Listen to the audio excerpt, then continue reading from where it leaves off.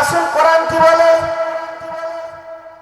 তার আগে আসুন নবী করিম সাল্লাল্লাহু আলাইহি ওয়াসাল্লাম সেই দিনের ব্যাপারে আমাদেরকে কি ধারণা দিয়েছেন। দেখেন, মেরাজ থেকে এসে বিশ্ব নবী বলছেন আমাকে কিয়ামতের বিচারের অনুষ্ঠানটার একটা দৃশ্য দেখানো হয়েছে। আমি দেখেছি স্বচ্ছ কাচের একটা স্টেজ তৈরি করবেন আল্লাহ তাআলা, তার উপরে কাজীর আসলে যে আসলে তিনি বসে বিচার করবেন সেটা সংরক্ষিত। তার ডান দিকে 312 খানা চেয়ার আর বাম দিকে 1 খানা চেয়ার খাটানো আছে। আমি আরজ করেছি মালিক এই চেয়ার গুলো তো কারা বসবে? তিনি আমাকে জানিয়েছেন বিচার কার্য তোমার রবের পাশে বসে সরাসরি দেখার জন্য ওই পাশে 312 জন স্পেশাল নবী আর এই পাশে তুমি বিশ্ব নবী, তুমি বসবে। আমি সবিনয় বলেছি মালিক আপনার 2 হাত বরকতময়, তবে ডান হাত তো বেশি বরকতময়, বিশ্ব নবীর চেয়ারখানা কেন বাম পাশে বসালে? আমার আল্লাহ জানান দিয়েছেন ডান দিকের চেয়ারে এমন অনেক নবী বসবে যার বউ, যার বাবা, যার ছেলে সব জাহান্নামে যাবে। এরকম নবী নেই। সূরাত আত-তাহরিমের শেষ দিকে আল্লাহ তাআলা বলেছেন যারা কাফির তাদের উদাহরণ হলো নূহ নবী আর লূত নবীর স্ত্রী। কানাতা তাহতা আবদাইন মিন ইবাদিনা সালিহাইন, এই 2 জন নারী তারা আমার 2 জন নেককার বান্দার সহধর্মিনী, তাদের শয্যা সঙ্গিনী, তাদের সাথে ঘর কন্যার কাজ করেছে। ফাখানাতাহুমা, এই 2 জন তারা স্বামীর আমানত খেয়ানত করেছে। আমার নবীদেরকে তারা নবী বানেনি। ফালাম ইউজনিয়া আনহুমা মিনাল্লাহি শাইয়া, ওরা নবীর স্ত্রী হওয়া সত্ত্বেও ওদের এই নবীর বউ পরিচয় কিয়ামতে ওদের কোনো ফায়দা দিবে না। নাউজুবিল্লাহ কর। তো বন্ধু বলছিলাম ডান দিকের চেয়ারে এমন অনেক নবী বসবেন যার সন্তান জাহান্নামে। যেমন লূত নবী চেষ্টা করে নিজের ছেলেটাকে জাহাজে তুলতে পারেননি, প্লাবন সবকিছু গ্রাস করতেছে, ছেলেকে বারবার ডেকেছেন তুই আয়, 100 বার ডেকেছেন তুই আয়, আসেন। জঙ্গলের পশু পাখিগুলোকে বলেছেন তোমরা আমার নৌকায় ওঠো, এক ডাকের সাথে সাথে জোড়ায় জোড়ায় উঠে গেছে। ইব্রাহিম নবী যার আব্বা আম্মা জাহান্নামী, তো আল্লাহ আমাকে দেখিয়েছেন, বলেছেন নবী ওই চেয়ারের নিচ দিয়ে ডান পাশে জান্নাতে যাওয়ার সুড়ঙ্গ থাকবে। ওই নবীরা যদি দেখে তোমার উম্মত আর তাদের উম্মত দলে দলে জান্নাতে যাচ্ছে, ওরা ভুলে যাবে সুপারিশের কথা, মনে করবে সবাই এর ভিতরে আছে, ভিড়ের ভিতরে আছে। আর তোমাকে এই বাম পাশের সুড়ঙ্গের উপরে জন্য বসাবো যে দুনিয়াতে যারা কষ্ট করে হলেও তোমাকে অনুসরণ করেছে, তোমার রেখে আসা আদর্শকে মেনে নিয়েছে, তারা যদি শয়তানের খপ্পরে পড়ে অন্যায় করে থাকে, জাহান্নামে যেতে থাকে, তুমি চিনে ফেলবে। অজুর জায়গা চকচক করে জ্বলা দেখে চিনে ফেলবে। তুমি ওই স্রোতের মুখ থেকে তার হাত ধরে আমার সামনে পেশ করে সুপারিশ করবে। তোমার সুপারিশ মঞ্জুর করে সামনে রাখা হাউজে কাউসারে গোসল দিয়ে তাকে ডান দিকে জান্নাতের পথে ছেড়ে দিব। এই জন্য তোমাকে আমি ওই পাশে বসাইছি। এবার আল্লাহ রাব্বুল আলামিনের বাড়ির দিকে আসেন। কিয়ামতের দৃশ্যটা কেমন হবে তিনি বলছেন, ইয়াউমা ইয়াকুমুর রূহু ওয়াল মালাঈকাতু সাফফান লা ইয়াতাকাল্লামুনা ইল্লা মান আযিনা লাহুর রাহমানু ওয়া ক্বালা সাওয়াবা। সেদিন সব অন্তর, সব আত্মাগুলো, সমস্ত ফেরেশতা এমনকি জিবরাইল ফেরেশতাও আল্লাহর সামনে কাতার দিয়ে দাঁড়িয়ে যাবে। সাফফা লাইন, সোজা লাইন, স্ট্রেট লাইন। লা ইয়াতাকাল্লামুন, কেউ কোনো কথা বলতে পারবে না। ইল্লা মান আযিনা লাহুর রাহমান, দয়ার আল্লাহ দয়া করে যাকে কথা বলার সুযোগ দেবে শুধু সেই কথা বলবে। অকালা সাওয়াবা, তবে তাকে সত্যি বলা লাগবে। কি বলা লাগবে? সত্য কথা। আপনি বলতে পারেন মিথ্যা কথা বলবেন না, কেন বলবো? তো কোরআনে আল্লাহ তাআলা তাআলা সেই ইঙ্গিত দিয়ে দিয়েছে। আমাদের পার্লামেন্টে এমপিরা যখন বক্তৃতা দেয় সবার সামনে একটা করে মাইক থাকে, আপনারা সচেতন মানুষ লক্ষ্য করেছেন। কিন্তু যে কেউ কি চাইলেই দাঁড়ায় বক্তৃতা দিতে পারে? স্পিকার মহোদয়ের অনুমতিতে হুইপ মাইক দেবে, সুইচ দেবে কেরানি, সংসদের কেরানি, তারপরে যার সামনে মাইক জ্বলে উঠবে এই বক্তৃতা দেবে। এখন বক্তৃতা দিতে উঠে যদি পার্লামেন্টে সংসদীয় রীতিনীতির বিরুদ্ধে কথা বলে, উল্টো পাল্টা বলে, তাহলে তার বক্তব্য গ্রান্ট করা হয় না, বরং এক্সপান্স করা হয়, মুছে দেওয়া হয়। পার্লামেন্টের রেকর্ড থেকে তার বক্তব্যটা মুছে দেওয়া হয়। দুনিয়ার পার্লামেন্টে দাঁড়ায় কথা বললে যদি এত হিসেব নিকেশ করে বলা লাগে, তাহলে আল্লাহর পার্লামেন্টে যদি কেউ উল্টা পাল্টা বলে, আল্লাহ কি তা অনুমতি দিবে? কথাটা বুঝেন তো? আল্লাহ বলছেন অকালা সওয়াবা। আবারও প্রশ্ন থাকে, মহামহিম রবের সামনে দাঁড়িয়ে সেদিন উল্টা পাল্টা বলার দুঃসাহস কারা দেখাবে? হ্যাঁ দেখাবে, একদম লোক বলে বসবে আল্লাহ তাআলা এই আমল নামা আমার না। আমল নামা হাতে পাওয়ার পর ডিরাই করবে আল্লাহ আবার নাই, ফেরেশতারা ভুল করে কাটটা আমার দিবে। কোরআনে কারিমে আল্লাহ তাআলা বলছেন আল-ইয়াওমা নাখতিমু আলা আফওয়াহিহিম ওয়া তুকাল্লিমুনা আইদিহিম ওয়া তাশহাদু আরজুলুহুম। সেই দিন ওরা যখন উল্টা পাল্টা বলবে, অসত্য বলবে, আমি আল্লাহ মুখ বন্ধ করে দিব, নাখতিমু খতম করে দিব, মোহর মেরে দিব, ঢালাই করে দিব। ওদের বাক প্রত্যঙ্গ স্টপ করে দিব, হাত কথা বলে উঠবে, পা সাক্ষী দিবে আল্লাহ তাআলা এই আমল নামা ওর আমাদেরকে ব্যবহার করে এইগুলা করেছে। আমার হাত পা যদি আমার বিরুদ্ধে সাক্ষী দেয়, তাহলে আর পয়সা খরচ করে মিথ্যা সাক্ষী দেওয়ার লোক আনা লাগবে নাকি? কথা হলো লাগবে না, অটো। এখন মানুষ যখন লাইন দিয়ে দাঁড়াবে, নবী করিম সাল্লাল্লাহু আলাইহি ওয়াসাল্লাম বলছেন ওই দিন আল্লাহ তাআলা কোনো ভলান্টিয়ার ব্যবহার করবেন না। কারণ ফেরেশতারাও লাইনে দাঁড়ানো, জিনেরাও দাঁড়ানো, মানুষরাও দাঁড়ানো, স্বেচ্ছাসেবক লাগবে না। তাহলে এই যে হাজার কোটি মানুষ আদম নবী থেকে কিয়ামত পর্যন্ত আসবে, এদের আমলনামা হাতে হাতে দিয়ে আসবে কি? লোক তো নাই, কাউকে দাঁড় করানো। নবীজি বলছেন না, পানি আছে, গরম পানি। নবীজি বলছেন আরশে আজিমের তলদেশ দিয়ে আল্লাহ তাআলা সেদিন একটি বাতাস প্রবাহিত করে দিবেন। এই বাতাসে সব মানুষের আমলনামা উড়িয়ে দিবে, ছেড়ে দিবেন। মানুষের সামনে বা পিছনে যে বলবে ফুলান ইবনে ফুলান খুশ কিতাবাকা, এই অমুকের ছেলে অমুক, তোমার আমলনামাটা নাও। নেককার বান্দার সামনে যে বলবে আমলনামা নাও, হাত আগায় ধরে নিবে। আর বাটবার বান্দা দুনিয়ার ওয়াজ শুনেছে যে বা আমাকে আমলনামা দিলে কপাল পুড়বে, ও ঘুরে এই পর্যন্ত আমলনামা নিতে হবে। আচ্ছা, ও ঘুরলে আমলনামাও ঘুরবে না? আমার কথা বলছেন, ঘুরবে। মাথার এক বিঘত দূরে থাকবে সূর্য, 2 লক্ষ ডিগ্রি সেলসিয়াস আজকের সূর্যের টেম্পারেচার সেন্টারে। বাংলাদেশে আসে 35-32, তাই আমাদের গায়ে চামড়া ফুটে যাওয়ার মতন হয়।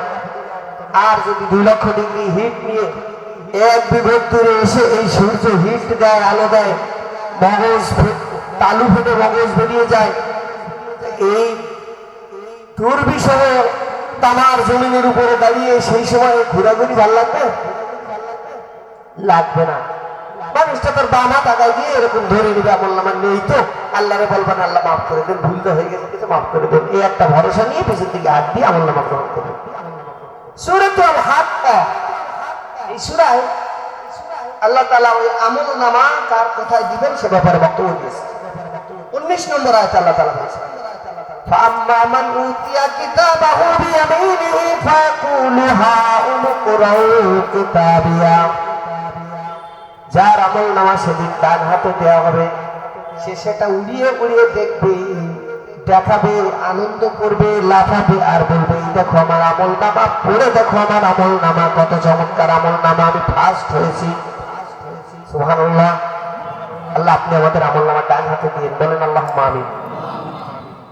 وأما من أوتي كتابه بشماله فيقول يا ليتني لم أؤت كتابيا 25 নম্বর আয়াত আল্লাহ আবার বলছে যার আমলনামা বাম হাতে দেওয়া হবে সে অকৃতকার্য। দুনিয়ার কোন স্টুডেন্ট ফেল করলে রেজাল্ট দিয়েছে এটা কাউকে বলে না, ও তখন আফসোস করবে আর বলবে হায় আল্লাহ এই আমলনামা যদি না দেয়া হতো তা খুব ভালো হতো। কথা বুঝেছেন? এটা যদি না দেয়া হতো খুব ভালো হতো। এখন যার যার আমলনামা তার হাতে পৌঁছে যাবে, কারো ডান কারো বাম হাতে। ক্লিয়ার? এইবার মালিকের পক্ষ থেকে আওয়াজ আসবে ইকরা কিতাবাকা কাফা বিনাফসিকা ইয়াওমা আলাইকা হাসিবা। তোমার আমলনামা তোমার হিসাব দেওয়ার জন্য তুমি নিজেই যথেষ্ট। আজকে পয়সা খরচ করে কোনো ব্যারিস্টার বা প্রসিকিউটর লাগবে না। তোমার আমলনামার নিচে লেখা আছে তুমি জান্নাতি না জাহান্নামী, যা লেখা আছে সেই দিকে যাও। সোজা বাংলায় বুঝেন ফকিরাতের মানুষরা, যদি কোনো একটা পেন্ডিং মামলায় এই এলাকার দুজন আসামি থাকে, তাদের না থাকে আমি তা চাই না। বাগেরহাটে ডিসি কোর্টে গেছেন হাজিরা দিতে সবাই মিলে। এর আগে 2-3 কোর্ট গিয়েছিলেন। কোর্ট এবার একদিন রায় দিচ্ছে যে অমুক অমুক আর অমুক এই 3 জন এরা 4 মাসের বা 6 বছরের জেল, আর সবাই খালাস। বলেন দেখি ওই 3 জন এই 200 মানুষের মধ্যে থেকে ওরা কি আগায় যে বলবে তাহলে আমার হাত করা পড়ায় জেলখানায় নাও, বলবে? বরং ও চিন্তা করবে যে 200 মানুষের সাথে ভিড়ের ভিতরে মাথা নিচু করে মাথা গুঁজিয়ে কায়দা ফিকির করে এই জেল গেটের বাইরে যেতে পারে, ডিসি কোর্টের বাউন্ডারি বাইরে যেতে পারলে পালায়ে বাগানপট্টি ইন্ডিয়ায় যে কাশ্মীরের যুদ্ধে অংশ নিয়ে দরকার শহীদ হবে, কিন্তু বাংলাদেশের জেলে বসতে না। স্বেচ্ছায় ধরা দিতে যাবে না। আল্লাহ তাআলা যখন আমলনামা দেখে বলবেন যে হাতে দিয়ে বলবেন বলে দেখ তোর বেহেশত না দোজখ, বেহেশতিরা তো বেহেশতে আনন্দ লাভ হয়, বেহেশতের দিক যেতে থাকবে। দোজখিরা কি যেতে চাবে? কি মনে হয় আপনাদের? যাবে না, যাবে না। ওরা জান্নাতীদের সাথে ভিড়ে জান্নাতের দিকে হাঁটা দেবে। আল্লাহ রাব্বুল আলামিন ধমক দিয়ে বলবেন আমতাজুল ইয়াওমা আইয়ুহাল মুজরিমুন, হে পাপীরা আলাদা হয়ে যাও। দুনিয়ায় একসাথে ছিলে, আমার ইমানদারদের সাথে মিলেমিশেছিলে, বর্ণ চড়া হয়ে মুনাফিক হয়ে ওদের সাথে বাস করেছে, আমি কিচ্ছু বলিনি। ওরাও বুঝেছে কিন্তু কিচ্ছু বলেনি, চক্ষু লজ্জার খাতিরে তোমার মান সম্মান চিন্তা করে, এবং আশা করেছিল মিশতে মিশতে হয়তো হেদায়েতে আসবা, কিন্তু তুমি তা আসনি। বরং ইমানদারের লেবাস ধরে মুনাফিকি করে করে ইমানদারদের রাতের ঘুম হারাম করেছো।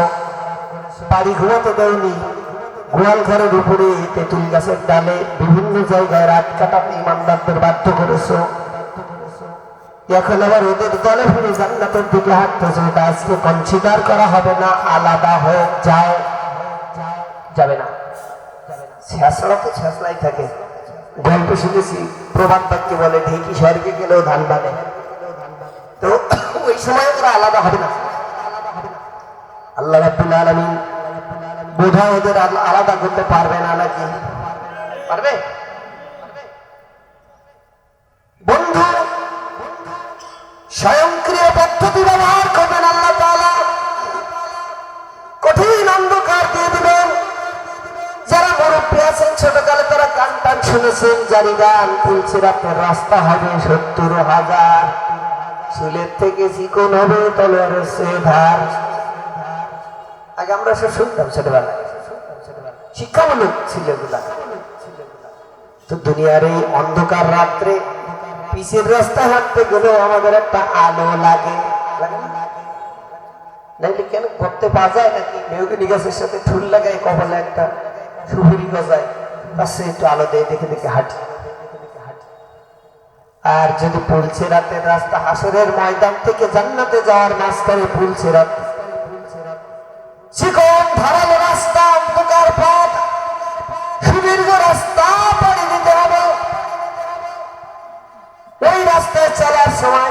লাগবে কিনা? লাগবে? গভীর অন্ধকার তৈরি করে দিবে, যেহেতু ইমানদারদের সাথে বেঈমানরাও ভিড়ে যে জান্নাতে যাওয়ার দিকে হাঁটা দিচ্ছে, আল্লাহ তাআলা গভীর অন্ধকার তৈরি করে দিবেন। কেউ কিছু দেখতে পাচ্ছেন না, দিশে পাবে না।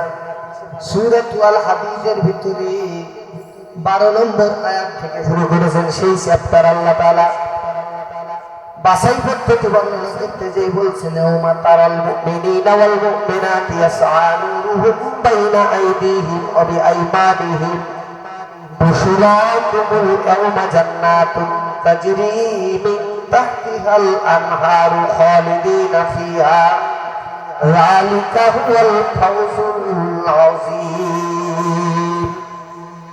সুবহানাল্লাহ, জোরে বলেন।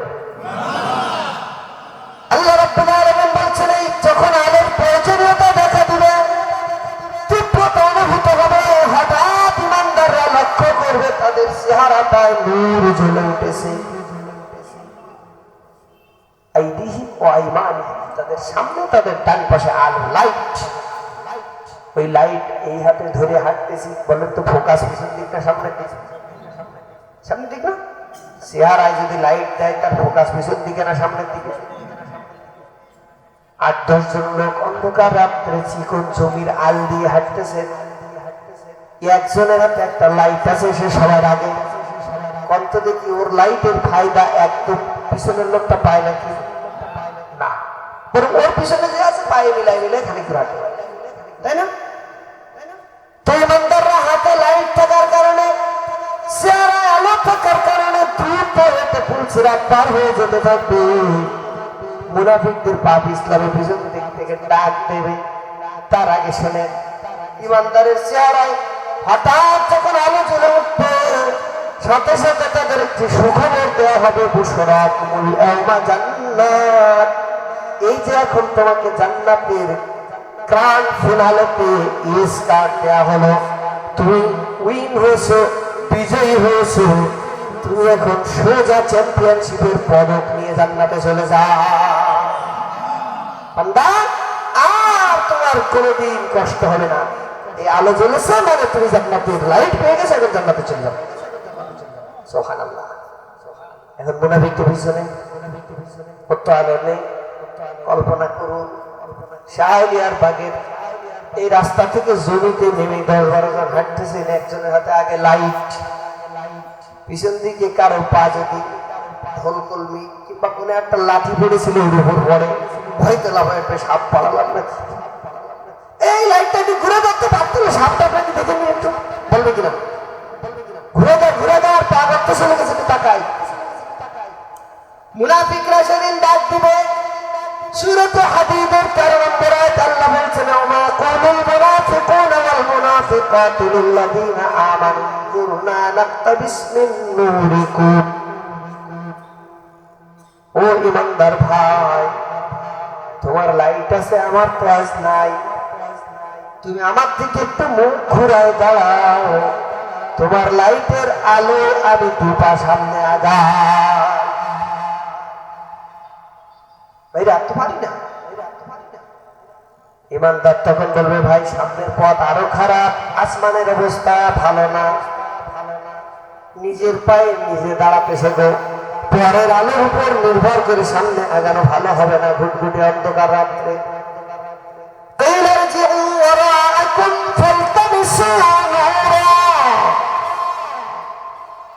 ইমানদার বলবো, ওই যে পিছনের যে ঘরটা থেকে আমাকে লাইট দেওয়া হয়েছিল, আলো জ্বলে দেওয়া হয়েছিল, ওখানে তো আরো হাজারো লাইট পড়েছিল, দেখেছি, ওইখানে ফিরে যাও, ওখান থেকে একটা লাইট নিয়ে এসো, আমরা যেখান থেকে লাইট নিয়ে এসছি তোমরাও সেখান থেকে নিয়ে নিজের লাইট দিয়ে পথ চলো।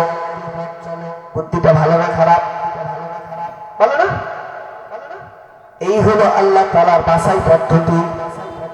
যে না মুনাফিক বেঈমান গুলো ইমানদারদের থেকে মুখ ঘুরায় ওই পিছনের ঘরে লাইট আনার জন্য ঘুরে দাঁড়াবে। ফাদুরি বাবাইনাহুম বিসুরিল্লাহু বাব, 2 দলের মাঝখানে সাথে সাথে আল্লাহ তাআলা একটি দরজা, একটি পাঁচিল দাঁড় করাবে, যে পাঁচিলের বেষ্টনীর দরজা থাকবে মাত্র একটি। পাঁচিল দিয়ে দিবেন, ইমানদারদেরকে ঘিরে দেবেন পাঁচিল দিয়ে। একটি দরজা থাকবে যা দিয়ে কিছু মানুষকে আবার মাপটাপ করে ঢেকাবেন। এখন আপনি বলতে পারেন যে হঠাৎ করে পাঁচিলটা যে হবে, এত বড় পাঁচিল, রড সিমেন্ট বালি এগুলো আনবে কখন? ওরে আল্লাহর সাথে লাগে, কারণ তার ক্ষমতা অনেক। কিন্তু আমরুহু ইযা আরাদা শাইআন আন ইয়াকুলা লাহু কুন ফায়াকুন। কিছু করবেন ইচ্ছা করলে খালি বলে হ্যাঁ হয়ে যায়। সুবহানাল্লাহ বলেন। সে আল্লাহ তাআলা বলছেন যে আমি বাছাই করে দিব। আল্লাহ তাআলা আর কি বলে দেখেন, বাতিনুহু ফীহি রাহমা। সুবহানাল্লাহ, আলহামদুলিল্লাহ, আল্লাহু আকবার। আল্লাহ বলছেন আমার তৈরি করা পাঁচিলের ভিতরে থাকবে আমার দয়া। বুঝেছেন? ও যাহিরুহু মিন কিবালিহিল আযাব। এই পাঁচিলের বহির পার্শ্বে বাইরের দিকে থাকবে আল্লাহর শাস্তি। যারা ইমানদার সম্প্রদায়, এই একটি সম্প্রদায়ের লোকেরা শুধু পাঁচিলের বেষ্টনীর ভিতরে থাকবে, আর বেঈমান মুশরিক যারা, মুনাফিক যারা, বিভিন্ন সম্প্রদায়ভুক্ত যারা সাম্প্রদায়িক চেতনার দোহাই দেয়, ওই বিভিন্ন সম্প্রদায় মিলে মিশে জাহান্নামের ভিতরে থাকবে। কিন্তু জান্নাতের ভিতরে শুধু এক প্রকারের লোক থাকবে। কয় প্রকার? তারা ইমানদার। তাহলে আপনি যদি আমাকে সাম্প্রদায়িক বলে গালি দেন, তা আমি বলবো আলহামদুলিল্লাহ, আমি সাম্প্রদায়িক মানে চরম সাম্প্রদায়িক এক সম্প্রদায়ভুক্ত হয়ে জান্নাতে থাকবো। আর আপনি যদি নিজেকে প্রগতিশীলতার পরিচয় দিতে যে বলেন আমি অসাম্প্রদায়িক, তা আমি বলবো আপনি হন পাঁচিলের বাইরে থেকে, আমার কিছু বলার নেই।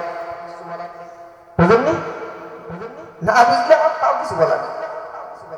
এখন বন্ধু বলুন দেখি, ওই সময় যদি আপনার পোকা লাগানো ঘুরিয়ে খাওয়া আমল হয়, তাহলে পার পাওয়া যাবে? ঠিক সে আমল ছাড়া আল্লাহর আদালতে টেকা যাবে না। শয়তান এখন আপনাকে অশ্বাসা দেবে, যা বলে তা কিন্তু সব সত্যি না। আল্লাহ তাআলা গফুরুর রহিম, তোরে মাফ করে দেবে।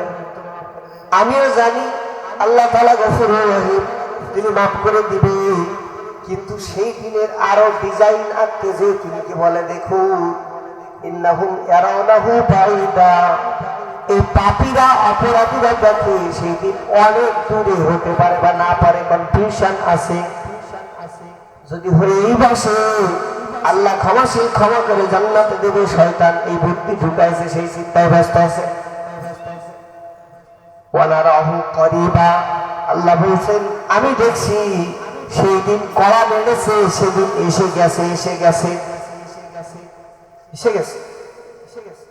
ইয়াউমা তাকুনুস সামাউ কালমুহুল। সেই দিন আকাশটা গলিত তামার মতন টকবক করে ফোটায় ফোটায় বৃষ্টির ধারার মতন নেমে যাবে। বৃষ্টির পানি কিন্তু হিট থাকে না, আর মুহুল হলো তামা গলিয়ে লিকুইড করে যা ঢেলে দেওয়া হয় তাকে মুহুল বলা হয়।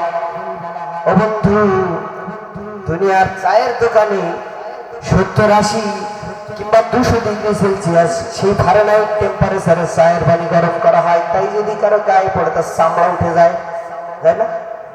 300 ডিগ্রি সেলসিয়াসে মুরগি ডুবালে পরে ওর গায়ের লোক পশম উঠে যে ওটা কাইটে খাওয়ার উপযোগী হয়ে যায়। আর হাজারো লক্ষ ডিগ্রি সেলসিয়াসে তামা গলে যে তরল হবে, লিকুইড হবে, আসমানটা গলে গলে মানুষের গায়ের উপর পড়বে।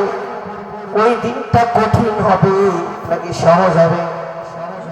আপনার আমার রব বলছেন, বান্দা ওই দিন তুমি কি সঞ্চয় করছো ওই দিনের জন্য তা লক্ষ্য করো। ওয়াতাকুনুস সামাউ কালউহিদ ওয়াতাকুনুল জিবালু কালউহিদ। আল্লাহ বলছেন পাহাড় সেদিন ধূলিত তুলার মতো উড়বে। আপনি বলতে পারেন আমার একজন মুর্শিদ আছে, হাদি আছে, হুজুর আছে, এত হুজুরের নেমন্তন্ন করে খাওয়া লাগে না। আমার ভুলে গেছে, যাওয়ার সময় তোমার বেহেশতে নিয়ে যাবো, না নিয়ে যাবে কই? আপনি মনে করতে পারেন দুনিয়ার প্যাকেজ পেয়েছি, আশ্বাস পেয়েছি, বড় বড় জাহাজ নিয়ে বুজুর্গানে দিন আমাদেরকে তুলে নিয়ে যাবে। আমিও শুনেছি এই আশ্বাস। আল্লাহ বলছেন বান্দা না তা হয় না রে, ওয়ালা ইয়াসআলু হামিমুন হামিমা, অন্তরঙ্গ বন্ধু সেদিন বন্ধুত্বের পরিচয় স্বীকার করবে না। ইউবাসসিরুনাহুম, একজন আর একজনকে দেখবে। ইয়াওয়াদুল মুজরিমু লা ইফতাদি মিন আযাবি ইয়াওমাইদিন বিবানিহি, প্রতিটি অপরাধী চাবে তার সন্তানকে আল্লাহকে দিয়ে দিয়ে বিনিময় সন্তানের জীবনের বিনিময় নিজে বেঁচে যেতে। এই পৃথিবীতে মা বাবা যত বিপদে পড়ুক সন্তানকে বিপদে পড়তে দিতে চায় না। সেই দিন এই পিতা মাতা নিজের সন্তানটাকে ধরে আল্লাহর সামনে দিয়ে বলবে, আল্লাহ একে নেন, আমারে বাঁচাই দেন। আর কি দিবে? প্রিয়তমা স্ত্রীকে আল্লাহর সামনে দিয়ে দিবে, রক্তের ভাইকে দিয়ে দিবে, অফাসিলাতিহিল্লাতি তুবি, যেসব গডফাদার বড় ভাই গ্যাং লিডাররা ওদের সন্তানকে অপরাধ করিয়েছে, তারা তাদের বিগ বসকে ধরে এনে আল্লাহর সামনে পেশ করে বলবে, এই বিগ বসকে, বড় ভাইকে, গ্যাং লিডারকে নিয়ে আমাকে বাঁচিয়ে দিন। ওয়ামান ফিল আরদি জামিআ, দুনিয়ায় যত সম্পদ আছে সব এনে আল্লাহর হাতে সুপর্দ করে দিবে। সুম্মা ইউনজি, বিনিময় আল্লাহর আযাব থেকে বাঁচতে চাবে। দুনিয়া থেকে যে সদাই করে নিয়ে গেলে বাঁচা যেত তা নেই, ওই জায়গা থেকে এগুলো ধরে মরে এনে আল্লাহ কি বলবে? আল্লাহ বাঁচাই দেবে। আল্লাহ তো বলে দেবে, তুই তো চাঁদাবাজি করবি, তো চাঁদাবাজি করে টাকা নিয়ে ওঠা। বুঝেছেন না বিষয়টা? আল্লাহ তো দেখবে যে বান্দা কোথা থেকে আনতেছে, কি আনতেছে। আচ্ছা বলেন তো, সেই ময়দানটা কঠিন হবে না সহজ? 50,000 বছর দাঁড়িয়ে থাকা লাগবে। কত বছর? এখানে কেউ আছে কিনা আমি জানি না। 50 মিনিট দাঁড়ায় থাকতে পারবে এক সেটিং এ, এমন লোক আছে কিনা আমার জানা নাই। এটা খুব কঠিন কাজ। আল্লাহ তাআলা বলছেন, খামসিনা আলফা সানাতিন মিম্মা তাউদ্দুন, দুনিয়ার গণনা মাত্র 50,000 বছর দাঁড়িয়ে থাকবে। হাদিস শরীফের ভিতরে এসেছে, ওয়াকুলু আদামু সাফিয়াল্লাহ নফসি নফসি, নূহ নবী আল্লাহ নফসি নফসি, ইব্রাহিম খলিলুল্লাহ নফসি নফসি, ইসমাঈল জবিহুল্লাহ নফসি নফসি, মূসা কলিমুল্লাহ নফসি নফসি, ঈসা রূহুল্লাহ নফসি নফসি, ويقول محمد رسول الله صلى الله عليه وسلم رب هب لي أمتي رب هب لي أمتي। সুবহানাল্লাহ কর। সেদিন তো ভয়ানক হবে। আদম নবী, নূহ নবী, ইব্রাহিম নবী, ইসমাইল নবী, মূসা নবী, ঈসা নবী, এই সব নবীদের মুখের ভাষা হবে, বাঁচাও বাঁচাও, আমাকে নিরাপত্তা দাও। শুধু বিশ্ব নবী বলতে থাকবেন, আয় আল্লাহ আমার উম্মতের নিরাপত্তা দান করুন। সুবহানাল্লাহ। উম্মতি ইয়া উম্মত। ও বন্ধু, ময়দানের তীব্রতা উপলব্ধি করবে মানুষ। ভয়াবহতা এত বেশি, হাসিবাসীরা 50,000 বছর দাঁড়িয়ে থেকে অস্থির হয়ে যায়। দলবদ্ধ ভাবে আদম নবীকে বলবে, আদম সাফিয়াল্লাহ, আবুল বাশার আদম, আল্লাহর কাছে সুপারিশ করুন যেন আমাদের বিচারটা শুরু হয়ে যায়। বিনা বিচারে আর খাটতে পারি না। 50,000 বছর যেসে কথা না। আদম নবী বলবেন, লাস্তু হাবু না, আমি পারবো না। মালিকের সামনে দাঁড়ানো আমার ক্ষমতায় আসবে না, আমার সাহস কুলায় না।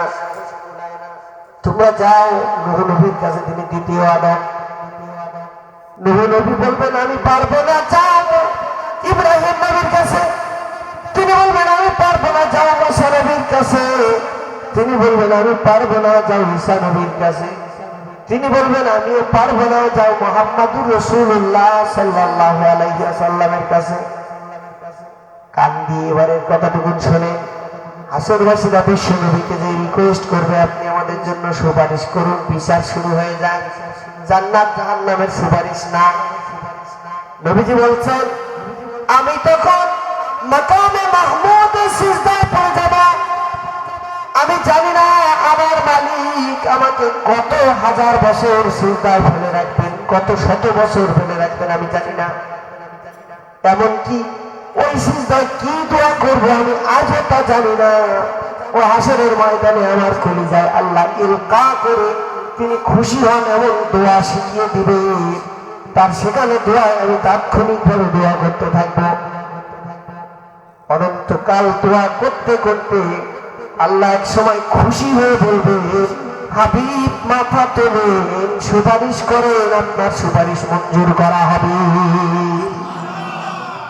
বলেন তো ওই ময়দানটা অল্প কঠিন না অনেক কঠিন?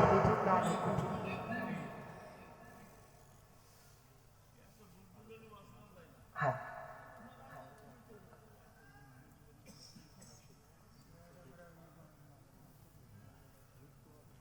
আচ্ছা ঠিক আছে, আমার পক্ষে তার সময় শেষ হয়ে গেছে, অসুবিধা নেই। তো বন্ধুরা, এই ভয়ানক কঠিন ময়দানে উতরে যাওয়ার জন্য আমি যে কথাটা বলছিলাম যে আম্বিয়া কেরাম নাফসি নাফসি করবেন, আর আমি যদি প্যাকেজ ঘোষণা করি যে আপনারা আমার সাথে যোগাযোগ রেখেন, আমি আপনাদের নিয়ে যাবার একটা ব্যবস্থা করে দিবেন, তাহলে আমি সত্যিবাদী হবো না মিথ্যাবাদী হবো? এটা বুঝেছেন সহজে? আপনাদেরকে আন্তরিক মোবারকবাদ যে সত্য কথাটি এক কথায় বুঝে বলেছে। শরীর কদর পয়গম্বর যেন সেদিন অসহায়ত্ব প্রকাশ করবেন আমি পারবো না। আর দুনিয়ায় ভাজা উড়ি বসা লোকের মতন টিকিট দিচ্ছে যে নাও, এই নাও ব্যবস্থা যাবা, এটা দেখা ওর বড় বাবুর বই, মানে ওর বড় বাবুর হাতের কৌটোর মোয়া বের করে মুখ খুলি বের করে দেবে আর খাবে। ভাবখানা এত সহজ? আল্লাহ তাআলা এই অন্ধবিশ্বাস, এই ভুল বিশ্বাস থেকে আমাদের হেফাজত করবে, বলুন আল্লাহুম্মা আমিন। সেই ময়দান বাঁচার তরিকা যেটা সেটা আল্লাহ শেখাচ্ছেন, ইত্তাকুল্লাহ, আল্লাহকে ভয় করো, ওয়ালতানজুর নাফসুম মা কদ্দামাত লিগাদ, তাকওয়ার উপর ভিত্তি করে আগামীকালের সঞ্চয় মানে তোমার আজকের আমলটা বাস্তবায়ন করো।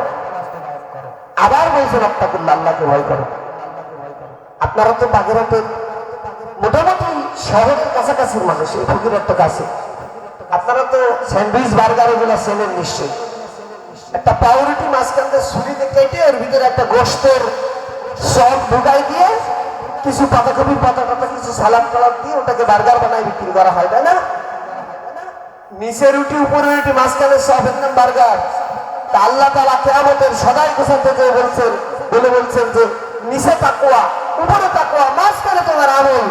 এইরকম আমল হলে পরে ওই কঠিন ময়দানে তুমি উতরাই যেতে পারবা। বিষয়টা বুঝেছেন? আর আচ্ছা তো ভাইজান,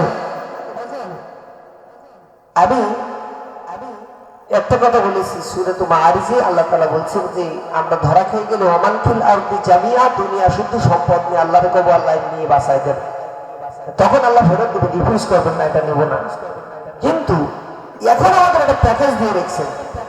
নবী করিম সাল্লাল্লাহু আলাইহি ওয়াসাল্লাম হাদিসের ভিতরে বলেছেন, আস-সাখিয়ু করিবুম মিনাল্লাহ ওয়া করিবুম মিনান নাস ওয়া করিবুম মিনাল জান্নাহ ওয়া বাঈদুম মিনান নার, ওয়াল বাখিলু বাঈদুম মিনাল্লাহ ওয়া বাঈদুম মিনাল জান্নাহ ওয়া বাঈদুম মিনান নাস ওয়া করিবুম মিনান নার। নাউযুবিল্লাহ। কোন নবীজি বলছেন যে দানশীল, দান করে, দাতা, সে আল্লাহর প্রিয়। এক নম্বর কি? সুবহানাল্লাহ বলেন। সে মানুষের প্রিয়, সুবহানাল্লাহ বলেন। জান্নাত তার চায় যে তুই তাড়াতাড়ি আয়, জান্নাত থেকে সে দূরে জাহান্নামে সে যাবে না, দাতা ব্যক্তি। আর যে কৃপণ, সে আল্লাহর প্রিয়, নাউযুবিল্লাহ। মানুষেরও প্রিয়, নাউযুবিল্লাহ। জান্নাতেরও প্রিয়, নাউযুবিল্লাহ। জান্নাত খুব পছন্দ করে, তুই তাড়াতাড়ি আয়, তোরে খেয়ে আমি খিদে মিটি। তাহলে আমাদের ওই জিন্দগিতে বাঁচার জন্য তরিকা একটা আছে, নামাজ কালাম তাকওয়ার নীতি অবলম্বন করে ইবাদত বন্দেগী যা করতেছি, সেই সাথে এই সময় দুনিয়া শুদ্ধ সম্পদ আল্লাহর দিতে চাইছে, এই সময় আমার সম্পদ থেকে কিঞ্চিত আল্লাহর রাস্তায় খরচ করে যাওয়া, সেটা হতে হলে কাজ না? বাবা এতক্ষণ যা বলছিলি শুনলাম, ভালো, টাকা চাইলে আপনার নেই। তো এখন ওই জান্নাতে যাওয়ার জন্য, জাহান্নাম থেকে বাঁচার জন্য ময়দানে মাহশরে যে ধরা খাওয়ার আগে যেন আমাদের কারেন্সিতে, আমাদের পুঁজিতে কিছু নেকি জমা হয়, সেজন্য প্রতি বছরের না এবছর আপনারা সাহায্য করবেন। ভলেন্টিয়াররা রেডি আছে, তারা আপনাদের ভিতরে ঢুকতেছে, মহিলাদের ভিতরে ঢুকতেছে। আপনারা তাদের হাতে আপনাদের সাধ্যমতো এই অনুষ্ঠানের জন্য, এই প্রতিষ্ঠানের জন্য আপনারা দান করুন। আর আলোচনা আমরা মোটামুটি শেষের দিকে চলে এসেছি। একটা নসিহত আমাকে করতে বলা হয়েছে যে স্বামী স্ত্রীর দায়িত্বের বিষয়ে যদি কিছু বলি। আলহামদুলিল্লাহ, দায়িত্বের বিষয় বলতে বলেছে, এই জন্য ভালো লাগলো যে দায়িত্ব কি জিনিস। আল্লাহ তাআলা কোরআনে কারীমের ভিতরে বলছেন, হুন্না লিবাসুল লাকুম ওয়া আনতুম লিবাসুল লাহুন্না। তোমরা একে অন্যের পরিপূরক, স্বামী স্ত্রী একে অন্যের পরিপূরক। আর স্ত্রীকে স্পেশাল করে ওয়াজ করতেছেন, আর-রিজালু কাওয়ামুনা আলান নিসা, পুরুষরা নারীদের অপারেটর, ড্রাইভার, মাতব্বর, তত্ত্বাবধায়ক। একটি গাড়ি, পরিবার হলো একটি গাড়ি, যার ড্রাইভার হবে স্বামী আর প্যাসেঞ্জার হবে স্ত্রী, তাহলে শান্তি থাকবে। কিন্তু দুর্ভাগ্যজনক ভাবে যদি স্ত্রী ড্রাইভিং সিটে বসে তাহলে গাড়ি অ্যাক্সিডেন্ট হবে। আমাদের মেয়েরা তারা এখন আর প্যাসেঞ্জারের সিটে বসতে চায় না, ড্রাইভিং সিটে বসতে চায়। আমি একটু যাচাই করি, আপনাদের এই এলাকায় ঈদ হয়? ঈদ হয়? ঈদের সময় আপনাদের বউ বাচ্চার কাপড় চোপড় কিনে দেওয়া লাগে? এই কাপড় ফকিরহাটের মার্কেট থেকে হয় না খুলনা পর্যন্ত যাওয়া লাগে? কারো কারো খুলনা, কারো কারো ফকিরহাট থেকে হয়, কারো পাশের দোকান থেকে হয়। এবার সত্যি করে বলেন দেখি, এই ঈদের কাপড়ের পছন্দটা আপনি করেন না আপনার বউ?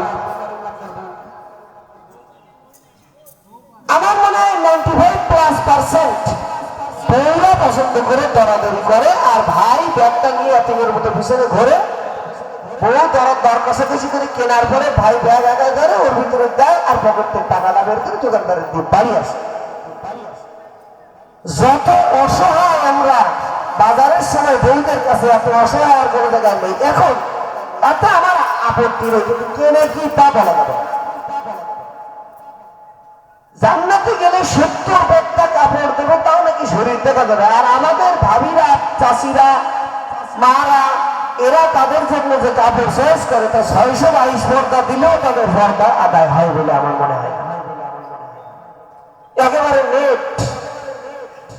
নবীজির হাদিস হলো, পোশাক পরে যারা উলঙ্গ থাকে, অন্যকে আকৃষ্ট করে তার পোশাক দিয়ে, তার চাল চলন দিয়ে, মাথার চুল ঝুপড়ি করে পিছন দিকে উটের কুজের মতন বান্ধে এরকম দোলে রাস্তায়, এদের ব্যাপারে নবীজি বলছেন যে এরা জান্নাতের ঘ্রাণও পাবে না, যদিও জান্নাতের ঘ্রাণ 500 বছরের রাস্তার দূর থেকে পাবে। আর এদের স্বামীরা হবে দায়ুস। 44 বার হজ করলে বউ, মেয়ে, বাচ্চা, মা, তাদেরকে যদি বেষ্টনীর ভিতরে, বন্ধার ভিতরে না রাখতে পারে, কিয়ামতের দিন দেখবেন যে জান্নাতের দরজায় লেখা যে এটা তোমার জায়গা না, দায়ুস এতে ঢুকবে না, তুমি ওদিকে যাও। কথা বুঝেছেন? আমাকে পর্দার ওয়াজ করতে বললে আমি মেয়েদের পর্দার ওয়াজ করি না, আমি বলি পুরুষদের পর্দা করতে। যে পরিবারের মেয়েরা বেপর্দায় চলে, ওই পরিবারের পুরুষেরা আসলে অক্ষম পুরুষ, সেই কারণে তাদের মেয়েরা বেপর্দায় চলে। আমার বোনেরা আপত্তি করতে পারে যে আমি ভালো পথে, দিনের পথে চলবো, আমার স্বামী তো জল্লাদ দজ্জাল, ও ভালো কাজ করতে দেয় না। আমি সেদিন 6 মার্চে সাতক্ষীরার একটা সেমিনারে গেছিলাম। দুপুর সকাল 10টা থেকে দুপুর 12টা পর্যন্ত মহিলা সমাবেশে আলোচনা। আমি আলোচনা শেষ করে দিচ্ছি 1টায়। নামাজের আজান হয়ে গেছে। এই সময় দেখি বস্তা বস্তা প্রশ্ন আসে, উত্তর দিতে হবে। আমি কয়েকটা দেখে দেখলাম যে উদ্দেশ্য প্রণোদিত হবে, সব স্বামীদের বিরুদ্ধে প্রশ্ন করা। তার মানে বোঝাতে চাইছে স্বামীরা খুব টর্চার করে। ভাইজান, বাংলাদেশের স্বামীরা আসলে খুব টর্চার করে, ধরে নিলাম সত্যি। তা ফেরাউনের মতন খারাপ কে আছে কোনো স্বামী? আমার বোনের ওই পাশে আসে, আমি কেউ শুনতেছি। আপনার অভিযোগ যত থাক না কেন, মেরাজ থেকে এসে নবী করিম সাল্লাল্লাহু আলাইহি ওয়াসাল্লাম ওয়াজ করছেন, ইয়া মাশারান নিসা তাসাদদাকনা, ও নারীরা বেশি বেশি করে দান সাদকা করো। কারণ আমাকে দেখানো হয়েছে তোমাদের বেশিরভাগ জাহান্নামী। কর নাউজুবিল্লাহ। খুশি আছে ভাইরা? খুব দিতেছে তো দোজকে আজকে। ওরে তোমার বউ, তোমার মেয়ে যদি দোজকে যায়, তোমার শান্তি লাগবে কেন? দাম্মাতান আয়েশা ছোট মানুষ ছিলেন তো, তিনি বলছে, রাসূলুল্লাহ, আমরা বেশিরভাগ দোজকে যাবো, তার কারণ কি? আল্লাহ নবী বলছেন, লিকুফরি কুন্না, তোমাদের কুফরির কারণ। তাই সে বলছেন আমরা কি আমাদের আল্লাহর সাথে কুফরি করি? নবী বলছেন না, ঈমান আনাও ঠিক আছে, নামাজ কালাম পড়ো সব, কিন্তু স্বাধীন স্বামীর মতের বিরুদ্ধে চলে ও যদি এইদিক উত্তর বলে তা তুমি এইদিক পশ্চিম প্রমাণ করে সালে এমন আলু তর্ক দেওয়া দাও। আসলে এরকম মহিলা রাত 1টার সময় বলবে এখন সকাল 7:30, তাই আপনার মানা লাগবে। আসেন কোন? আর নবীজি আপনার ব্যাখ্যা করে বলে দিচ্ছেন একজন স্বামী হার্ট অ্যান্ড সোল ট্রাই করে তোমার ভরণ পোষণ নিরাপত্তার দায়িত্ব পালন করে, তোমার উপঢৌকন দেয়, আদর্শ হাত দেয়, একদিন তার একটা ত্রুটি পেলে তোমরা সারা জীবনের এই ইহসানকে অস্বীকার করে বলো তোমার ঘরে এসে জীবনে কোনোদিন সুখ নামের কি জিনিসটা দেখিনি। হাজার হাজার টাকার শাড়ি চুরি গহনা কিনে দিয়ে দিয়ে দিয়ে দিয়ে এই ময়না পাখিটাকে লালন পালন করে, একদিন যদি 1 টাকা বড় পছন্দ হয়েছে এটা শুনে ফেলে তোমার বলবে এই জীবনে এই ঘরে এসে আজ 22টি বছর সংসার করে জীবনে মনের মতো কিন্তু ভালো কাপড় ভর্তি করলাম না। শুধু এই দোষটাকে তুলে এনে নবীজি বলছেন লিকুফি কন্যা ও নারীরা তোমাদের এই অকৃতজ্ঞতার কারণে তোমরা বেশিরভাগ জাহান্নামে যাবে। কেন? এটা ঠিক করে নেওয়া যায় না, কনসিডার করা যায় না। আল্লাহ বলছেন লা ইন শাকারতুম লা আযীদান্নাকুম, যদি কৃতজ্ঞ হয় আমি যা দিয়েছি বাড়িয়ে দিব। মানুষের ভিতরে বোন আমার আপনি শুনতেছেন, আপনি আপনার স্বামীর দেয়া একটা উপঢৌকন আপনার পছন্দ হলো না, এটা মুচকি হাসি দিয়ে বলেন যে আব্দুল্লাহ রাব্বু আসলে এটা খুব দারুণ হয়েছে, আমার খুব পছন্দ হয়েছে। আপনি খুব খুশি হয়ে খুশি ভাব থেকে ওটা রিসিভ করেন। আপনার স্বামী একা একা চিন্তা করবে মাত্র 200 টাকার একটা জিনিস এনেছি, বউটা আমার এত খুশি। কালকে এই জিনিসটা যদি এরকম একটা জিনিস আপনার জন্য আনতে চায়, সে কমপক্ষে 500 টাকার জিনিস আনতে চায়, আমার বউটা আরো খুশি হবে, আরো ভালো জিনিস পেয়ে যাবে। কিন্তু আমাদের বউগুলা ঠিক তার উল্টো হয়ে গেছে। এটা একদিনে হয়নি, সহস্রাব্দ ধরে এই বিবর্তন হয়েছে। তো এটা থেকে বাঁচার উপায় হলো কৃতজ্ঞ হতে হবে। কি হতে হবে? কৃতজ্ঞ। আরেকটি জিনিস, আমাদের বোনেরা তারা অনেক জায়গায় স্লিপ লিখে প্রশ্ন করে, তো আমাদের প্রয়োজনে ডাক্তারের কাছে যাওয়া, বাজারহাট করা, ছেলে মেয়ে স্কুলে নিয়ে, এটা আমি করবো না। আপনি কি প্রগতির বাইরে? 8 তারিখ গেছে আন্তর্জাতিক নারী দিবস, আমাদের বেগম রোকেয়ার আহ্বান ছিল অবরোধ বাসিনী মেয়েরা আর অবরোধে থাকবে না, বাইরে আসবে। আন্তর্জাতিক বিশ্ব এটা খুব খুশি হয়ে রোকেয়ার জন্মদিন সেই দিন 8ই মার্চ নারী দিবস ঘোষণা দিয়ে দিয়েছে, আন্তর্জাতিক নারী দিবস। আমি চিন্তা করলাম এত সম্মান দিল রোকেয়াকে। আসল কথা হলো পর্দায় থাকা মেয়েদেরকে তিনি অবরোধ বাসিনী বলে পর্দার বাইরে টেনে এনে তাদের দুনিয়ার আলো বাতাস দেখানোর নাম করে আমাদের মেয়েগুলোকে বেহায়া বানিয়ে দিতে পেরেছেন। সারা দুনিয়ার ইহুদি খ্রিস্টান এবং অমুসলিম শক্তি যেটা পারেনি, উনি এটা পেরেছেন বলে ওনার জন্মদিনটাকে আন্তর্জাতিক নারী দিবস ঘোষণা দিয়ে ঘটাগুলো উত্থাপন হচ্ছে। বিরাট লাভ হয়েছে না আমাদের। আমি বোনদেরকে বলবো, কোরআন আপনাকে বলছে ওয়াকারনা ফি বুয়ুতিকুন্না ওয়ালা তাবাররুজনা তাবাররুজাল জাহিলিয়াতিল উলা, তুমি বাইরে যাবা, বাড়িতে থাকো, বাইরে যাবা দরকারে, তবে বাড়ির পরিবেশ নিয়ে যাবা, জাহিলি মেয়েদের মতন বেহায়ার মতন ঢ্যাং ঢ্যাং করে যাবে, রাস্তাঘাটে ঘুরবা না। আপনি বলতে পারেন আমি তো বোরকা পরে, হাত মোজা পরে, পা মোজা পরে তারপর বাজার যাই, আমি মেনে নিলাম। ফকিরাত বাজারে ঈদের মার্কেট যখন শুরু হয়, রোজার 1 সপ্তাহ ভর থেকে শুরু হয়, রোজা 1 সপ্তাহ হয়ে গেলে মার্কেট শুরু হয়, লোকজন কম থাকে না বেশি? কথা বলে পুরুষ মানুষটাই যে জামা গায়ে দিয়ে যাই, এই জামা সই সালামত অক্ষত ফিরিয়ে আনতে পারি না, ও দাগ হয়ে যায়, ছিঁড়ে যায়, ভিড়ের ভিতরে টানাটানি। আমি ধরে নিলাম আপনি বোরকা, হাত মোজা, পা মোজাতে কোনোই কি ছেলেরা বাড়ি খেয়ে যায় না, সাথে নিয়ে যায় বাজারে যায়, তো ও দিয়ে গুটো মারামারি, ঘুষ মারামারি এগুলো করে। তা আপনার পোশাক আপনার দেখা থেকে বাঁচালো, কিন্তু পর পুরুষের এই যে সংমিশ্রণ ঘষাঘষি, এ থেকে আপনারা বাঁচাবে কি? নিজের আবরু, নিজের ইজ্জত সম্মান হেফাজত করা ফরজ, নাকি ছেলে মেয়ের জন্য জামা কিনতে, নিজের পছন্দের কাপড় কিনতে বাজারে যাওয়া ফরজ? ইয়া যদি না বোঝেন তা আমার কিছু করার। তবে এর পিছনের সবশেষ কারণটি আপনাদেরকে আমি বলতে চাই, সেটা হলো আমাদের মেয়েদেরকে স্বাধীনতার স্বপ্ন দেখানো হয়েছে, তোমরা বাইরে আসো, তোমরা সার্ভিস করো, এই করো, সেই করো, এই সব দেখানো হয়েছে। দেখেন, সার্ভিস করে যে মেয়েরা, চাকরি করে যে মেয়েরা, আল্লাহর কসম তারা নিজের স্বামীর অধিকার তো দূরে কথা, নিজের অধিকার তো দিতে জানে না। আমরা চাকরি করি, আমরা বুঝি মাথায় রাত টেনশন থাকে। আমরা দেখেছি চাকরি করা কর্মজীবী মেয়েকে ইসলাম তাকে বলছে তুই ঘরে থাক, তোর স্বামী বান্দালি খেটে যে আয় করে দেবে, আর তুই রানীর মতন বসে বসে খাবি আর ওর রান্না করে খাওয়াবি।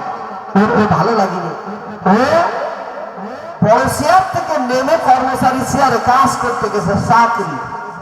সকাল 9টা-5টা বা 9টা-4টা অফিস করে বাড়ি এসে ভালো পুরুষের থাকে না, তখন থাকে কি করে? তো তবিয়ত কোনোভাবে নরম, ঠিক না? পুরুষের থেকে ক্ষমতা কম।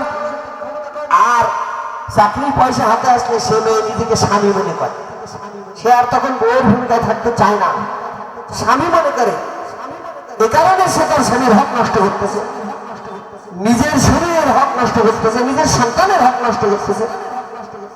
এর ফলে একটি পরিবার একবার বেচাকার হয়ে যাচ্ছে, ডিস্ট্রয় হয়ে যাচ্ছে। দুনিয়াতে একটি পরিবার জাহান্নামের টুকরায় পরিণত হয়ে যাচ্ছে, জ্বলন্ত চুলা হয়ে যাচ্ছে। কত টাকার দরকার নেই, শান্তিতে বাসে দুদণ্ড। এর দ্বারা ওয়েস্টার্নদের একটি উদ্দেশ্য আছে যে এদের মেয়েদের হাতে টাকা দিব, এদের মেয়েদের স্বাধীনতার চেতনা দিব, বাইরে ঘোরার সুযোগ দিব, দিয়ে ঘর থেকে বের করবো। ভাই জানি এই যে শাহ আউলিয়ার বাগ জামে মসজিদ, এই এলাকার সব মসজিদের কেন্দ্রীয় মসজিদ, তাই না? কথা বলেন। এর একটা হেফসখানা আছে না? ওই হেফসখানার সামনে রাস্তার গায়ে আমার সাহেব মাহমুদ কোন গ্রামের বাজার থেকে বাগান থেকে একটা 1.5 হাত লম্বা কলার চারা কিনে এনে পুঁতে দেবে। আপনাদের এলাকায় বেশি বড় বড় কলার কি কলা বলে?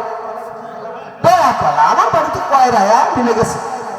দয়া কলার একটা চারা সাহেব মাহমুদ পুঁতে দিয়ে 2জন হাফেজ সাহেবকে নিয়োগ দিয়েছে। প্রতিদিন সকালে সূরা ইয়াসিন পড়ে পানিতে ধু দিয়ে সেই পানি ওর গোড়ায় দুবার না, সকালে বিকেলে দুবার না দুবার তো ওরা দেয়। আসর নামাজ পড়ে সবাই কলা গাছ ধীরে গোল দিয়ে দাঁড়ায়, তোমরা এক পাড়া করে কোরআন তেলাওয়াত করে এই কলা গাছে ভু দিবা।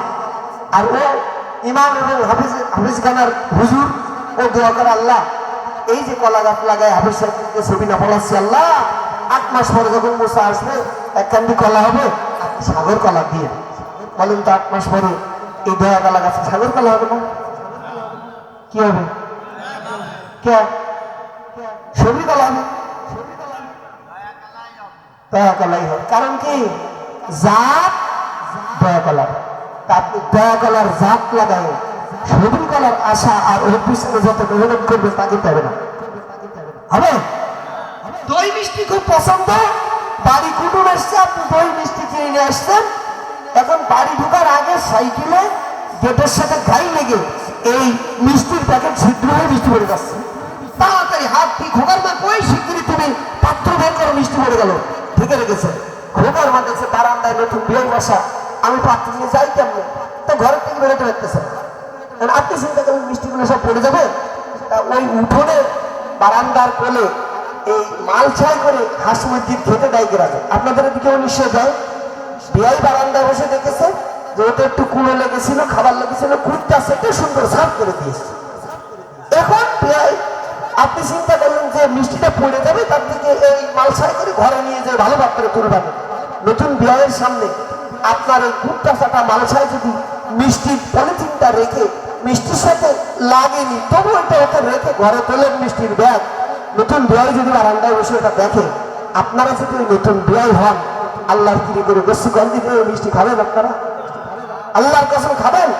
আমি তো চিন্তা করবো যে 70 বছর যদি মিষ্টি না খাই, তা কুত্তা চাটা মাংসের মিষ্টি আমি খাবো না। আমাদের মায়েরা বোনেরা হলো ফ্যাক্টরি, পাত্র, সন্তান উৎপাদনের জমিন। খ্রিস্টান কালচার আমাদের এই জমিন কুত্তা দিয়ে সাজায় দিতে চায়, যাতে জেনারেশন যা বেরোবে দয়া কলা হয়, বিসি কলা হয়, ছবরি কলা না হয়। কথা বোঝেননি? তা আমরা কি রক্তে থাকতে, ঘুষ থাকতে, ঘুষ থাকতে 570 এই ষড়যন্ত্র বাস্তবায়ন হতে দেবো? সেজন্য আমরা 50% পাবি, আর আমার বোনেরা 50% পাবে। সবাই মিলে পর্দায় খুশিদায় যার যা হক তা আদায় করবো, যার যা দায়িত্বটা পালন করবো, শালীনতার সাথে চলবে। আমরা আমাদের মেয়েদেরকে শালীনতায় রাখবো। ওর যা পাওনা বুঝে দিব, ও আমার যা পাওনা বুঝে দেবে। হুন্না লিবাসুল্লাকুম ওয়া আনতুম লিবাসুল্লাহুন্না। একে অন্যে জুড়ে মিলে সংসার নামের গাড়িটার 2 চাকা 2জন মিলে চালাবো, তাহলে সুন্দর গতিতে চলবে। আমি খুব সুখী সাহেব, আর আমার বউ ও উল্টো, তাহলে বিষয়টা হবে ভ্যানের 2 পাশে 2 চাকা থাকে, একখানা ওয়েল্ডিং করে জ্বালাই করা আর একখান চলে। এইভাবে চলবে না, জায়গায় ঘুরবে।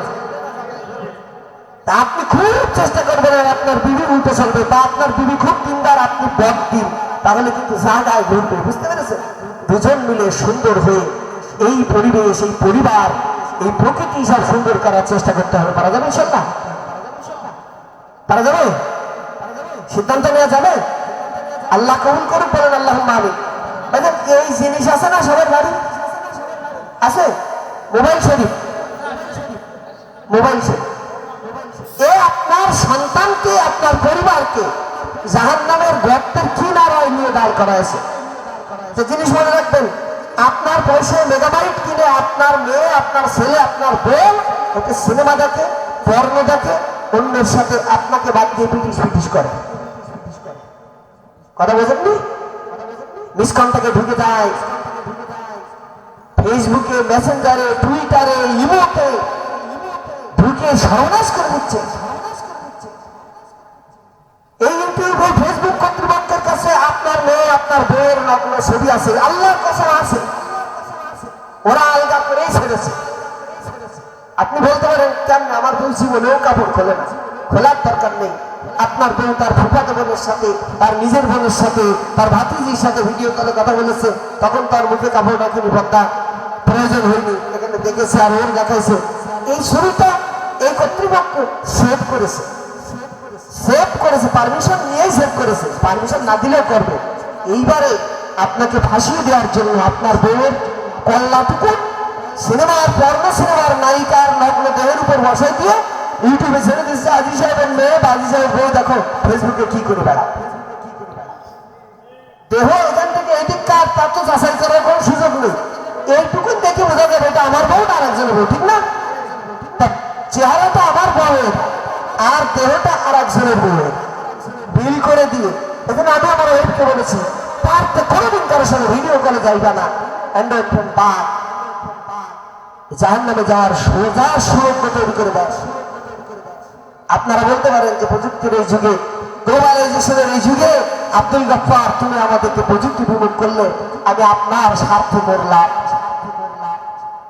আপনি আজকে থেকে হিসেব কষে মিলাবেন, আল্লাহর ইবাদতে কয় মিনিট সময় লাগাচ্ছেন, ফেসবুক, টুইটার, ইউটিউব, মোবাইলে কয়দিন সময় লাগাচ্ছেন, কত সময় দিচ্ছেন। একটা সময় ছিল এখান থেকে খুলনা শহরে কারণ নেমন্তন্ন দিতে যেতে গেলে 3 রক্তের সিঁড়ে গামছার মাথায় বেঁধে হেঁটে যে দাওয়াত দিয়ে আসা লাগতো। তারপরেও সামাজিক অনুষ্ঠান, খাতনা অনুষ্ঠান, বিয়ে শাদী, এতে সব মেহমান আমরা পেতাম না, আসতে না করে বলেন। আর এখন হলে তো ছোট বোনের বিয়ে মধ্যে তোরা আসিস, রেখে দিলাম, তারপরেও অনুষ্ঠানে সবার অ্যাটেন্ড পাই না। ব্যস্ততা, ব্যস্ততা, যোগাযোগ এত দ্রুত হয়, কিন্তু ব্যস্ততা এত বেড়ে গেছে যে আমরা কোনো সোশ্যাল প্রোগ্রামে আমরা অংশ নেওয়ার সুযোগ পাচ্ছি না। ধর্মকর্ম তো না, ওর বলার দরকার নেই। নামাজে দাঁড়িয়ে ও হিসেব নিকেশ করে, আগে দোকানপাটে হিসেব করতো, এখন ফেসবুকে হিসেব করে। কথা বুঝেছেন? আল্লাহ তাআলা আমাদের হেফাজত করুক, বলেন আল্লাহুম্মা আমিন। এই পরকীয়া এখন পানির মতন ধুয়ে আসছে, কারণ আর কিছু না, ফেসবুক কানেক্টিভিটি, যোগাযোগ। তো এ থেকে আমাদের বেরিয়ে আসতে গেলে আমাদের নিজেদেরকে কন্ট্রোল হতে হবে। যোগাযোগ আমরা করব নেহাত নিতান্ত প্রয়োজনে। শয়তানের কাজ আপনার মস্তিষ্ককে ব্যস্ত রাখা, আল্লাহর বিরুদ্ধে ব্যস্ত রাখা। কথা বুঝতে পেরেছেন? এই ব্যস্ত রাখাটা শয়তান যেন সফল না হয়। আপনি যখনই আপনার ডিভাইসে হাত দেবেন, তখন আপনার বিবেককে বলবেন, তুমি আজকে কয়বার আল্লাহর কোরআন হাত দিয়ে ধরেছো? মোবাইল যতবার ধরেছো ততবার কি আল্লাহর কোরআনের উপরে তোমার হাত গেছে? মনকে প্রশ্ন দিবেন, মনকে কন্ট্রোল করবেন, তাহলে দেখবেন একটা সুফল পেতে যাচ্ছেন। কোরআন নাজিলের মাস রমাদান আল মুবারক সামনে আসে। সিদ্ধান্ত নিন, প্রতিনিয়ত আল্লাহর কিতাব পড়বেন, রাসূলের হাদিস পড়বেন, ধর্মের উপর লেখা, ইসলামের উপর লেখা বই পুস্তক পড়ে পরিবার পরিজনকে নিয়ে এক জায়গায় বসে এটা পর্যালোচনা করবেন, আমল করার সিদ্ধান্ত নেবেন। পারা যাবে না ইনশাআল্লাহ? তাহলে কিয়ামতের সামানাটা জুৎসই হবে। আর নসে শূন্য পাত্র অথবা ভেজাল মালের পাত্র নিয়ে আল্লাহর সামনে দাঁড়াতে হবে। সেদিন কিন্তু বাঁচার কেউ উপায় পাবে না, বাঁচানোর কেউ এগিয়েও আসবে না। আল্লাহ তাআলা আমাদের তৌফিক দান করুক, এই মহতী আয়োজনকে কবুল করুক, আমিন। তবে আমার কথা বললে খুশিটা বেশি হবে না কম? তা আমি বললাম যে ইমানদার দ্বারা আমাদেরকে ডেকেছেন, আপনারা একদম গোরস্থানের মতন নিরাপত্তা পালন করলেন, সাহস করে সুবহানাল্লাহ বলতে পারলেন না। কি সোনাটা ফিরতেছেন আল্লাহ ভালো জানেন। তো আল্লাহ রাব্বুল আলামিন আপনাকে আমাকে ডেকেছেন, ডাক দিয়ে বলছেন ইত্তাকুল্লাহ, তোমার আল্লাহকে ভয় করো। কাকে? ওই যে আমাদের আগের বক্তা প্রধান মেহমান বলে গেছে রমাদানের রোজা রাখার মাধ্যমে মুত্তাকি হওয়া যায়। ওই তাকওয়াটা অর্জন করার জন্য আল্লাহ তাআলা ঈমানদারদেরকে নির্দেশ দিচ্ছেন তোমরা আল্লাহকে ভয় করো। ওয়ালতানজুর নাফসুম মা কদ্দামাত লিগাদ, এবং প্রত্যেক মানুষের উচিত আগামীকালের জন্য সে কি সঞ্চয় করছে সেটা একটু মাঝে মাঝে দেখা। এই আগামীকাল মানে সোমবার, আজকে রোববার যাচ্ছে না, সোমবার সঞ্চয় দেখতে বলেছে নাকি মঙ্গলবারে? হ্যাঁ রবিবারে। রবি সোম মঙ্গল বুধ বৃহস্পতি শুক্র শনি, এটা না। এই আগামীকাল মানে হলো day after day, day of judgement, কিয়ামতের সঞ্চয়। কথাটা কি বুঝতে পারলাম? তার মানে আল্লাহ বলছেন তুমি ঈমান এবং তাকওয়ার সাথে পরকালের সঞ্চয়টা গুছাও, সতর্কতার সাথে সচেতনতার সাথে যদি পরকালীন সঞ্চয়টা মজুদ করতে পারো, তাহলে দুনিয়ার জীবন শেষ করি অনন্তকালের জীবনে যখন যাবে তখন তুমি তোমার আজকের এই সদাইটা সেই জায়গায় যে ভোগ করতে পারবি। আপনাদের এখানে খুব পাশাপাশি কাছাকাছি বাজার কোনটা?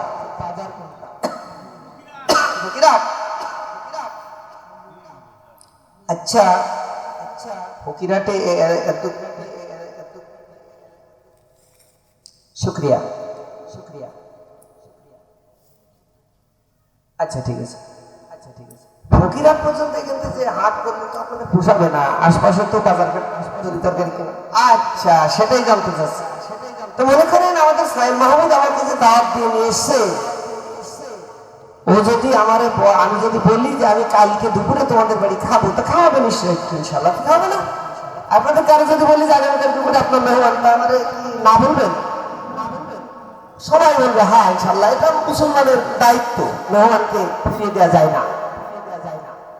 এখন আপনি আমাকে নিয়ে গেলেন সকালবেলা, আপনি রাত জেগে ওয়াশ করেছেন, কষ্ট হচ্ছে, ঘুমান। আমি বাজারে গেছি, বাজারকে দুপুরে এসে খাওয়া দাওয়া হবে ইনশাল্লাহ, তারপর বাড়ি যাবেন। ঠিক আছে তাই থাকি।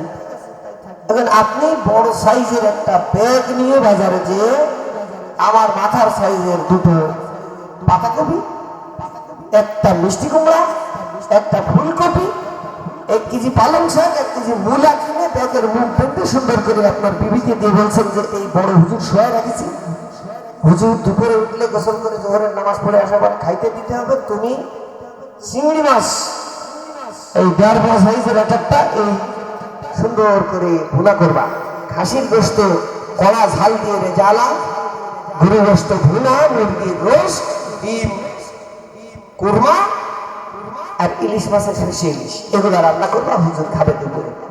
সত্যি করে বলেন, কিনেছেন ওলকপি, পাতাকপি, ফুলকপি, মিষ্টি কুমড়ো, পালং শাক, মূলো, আর এই যে মেনু দিলেন বউরে যেগুলো রান্না করে, ওই বউ কি ওই জিনিস রান্না করে দুপুরবেলা আপনার মেহমানকে খাওয়াতে পারবে?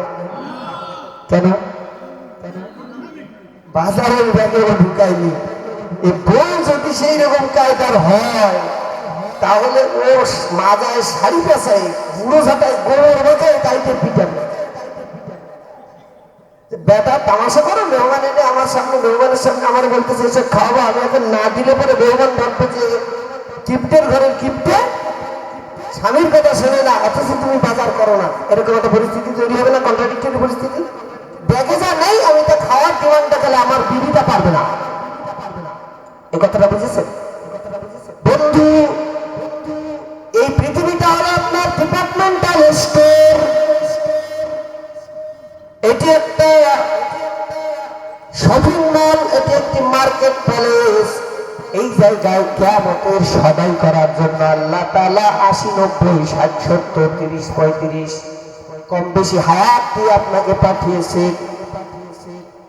আর আপনার বাজারের প্যাকেট হলো আপনার আমল নামা। বাজারের ব্যাগ কি? আমল নামা। আপনি এখানে ঘুরতে ফিরতে চলতে বসতে উঠতে যা করবেন এগুলা সব হলো আপনার বাজার সদাই। আমল নামার কারেন্সিতে ওটা অ্যাকাউন্টে ওটা জমা হয়ে যাবে। মালাকুল মউত আসবে, কবরে যাবেন। কবরের জিন্দেগির শেষে আপনাকে ইসরাফিল সিংহায় ফু দিলে আবার জ্যান্ত হয়ে হাসরে উঠতে হবে। বিচার সালিসের মজলিস জমাবেন আল্লাহ তাআলা। ওইখানে আপনার আমল নামা আপনাকে দেয়া হবে। যে তোমার বাজারের পুটলা খোলো, ওতে যা আছে এখন তুমি ভোগ করবা।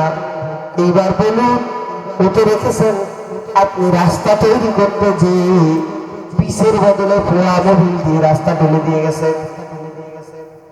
বিল্ডিং বানাতে যে রডের বদলে বাঁশ মেরেছেন। পাশের জমি নাঙ্গল চষতে যে নাঙ্গল টেকা করে ওরা বিরোধ খেয়ে নিয়েছে। একই জমিতে আইনের সীমানা ছিল না, তুলি দিয়ে মেপে ধান লাগাইছেন। কাটানোর সময় 2 লাইন ওটা কেটে নিয়েছেন। বাপ মরে গেছে, বোনেদের জমি বুঝে দেননি। দাদা মরে গেছে, ফুফুদেরটা বুঝে দেননি। সুযোগ পেয়ে নিজে স্কুলের মাস্টার, নিজের ভাইকে পড়ে পেয়েছে 25, ওই 2টারে আপনি 7 বানায় 75 করে দিয়ে ওর ক্লাসে ফার্স্ট বানিয়েছেন। আর যার সাথে আপনার রেশারেশি আছে ওর ছেলে পেয়েছিল 85, আপনি ওই 8টারে 4 বানায় দিয়ে 45 বানায় দিয়ে ওরে আপনার ভাইপোর নিচে রোল নামায় দিয়েছেন।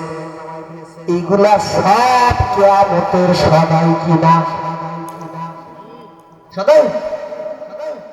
এইবার বলেন এই সদাই ভালো না মন্দ? তা আমরা কি জীবনে সব করতেছি না? চিংড়ি ব্যবসায়ী ধরে চিংড়ি মাছ হয়, হোয়াইট গোল্ড বাংলাদেশের কারেন্সি আসে, বাংলাদেশের বৈদেশিক মুদ্রা আসে তার রপ্তানির মাধ্যমে। এই অসাধুর দল ওর ভিতরে সিরিঞ্জে করে অপদ্রব্য পুশ করে করে করে ওইটারে আন্তর্জাতিক মার্কেটটা খুয়াই দিছে। যে কয় কেজি চিংড়ি মাছ বেশি বানায় বিক্রি করেছে ওগুলা ওর আমল নামায় লেখা হয়েছে কিনা? হয়েছে? আগে 1.5 টাকা 2 টাকা ছিল মিষ্টি কুমড়োর কেজি, এখন দাম বেড়ে 30-35 টাকা। এই সুযোগে ওর ভিতরে এই মোটা সুচের সিরিজ খস করে ঢুকে ভ্যাকসিন দেওয়া হতো, 1 পোয়া দেওয়ার পর পানি ঢুকায় এটার ওজন বাড়ায় মিষ্টি কুমড়ো বিক্রি করতেছে।